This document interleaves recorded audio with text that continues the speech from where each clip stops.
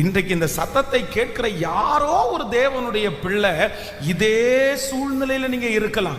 உங்களை பார்த்து நீங்களே சொல்லலாம், இந்த பிரச்சனையை மேற்கொள்றதுக்கு எங்கிட்ட என்ன இருக்குது, இந்த கடனை முடிக்கிறதுக்கு எங்கிட்ட என்ன இருக்குது, இந்த சவாலை சந்திக்கிறதுக்கு எங்கிட்ட என்ன இருக்குது, எங்கிட்ட ஒண்ணுமே இல்லை, நான் பலவீனமான பாத்திரம், எனக்கு மைண்டு சரியில்லை, எனக்கு உடம்பு சரியில்லை, 1000 காரணம் சொல்லி இல்ல இல்ல இல்லன்றத பிசாசு உங்க கண்ணுக்கு முன்னாடி கொண்டு வந்து நிறுத்தி இருக்கலாம்.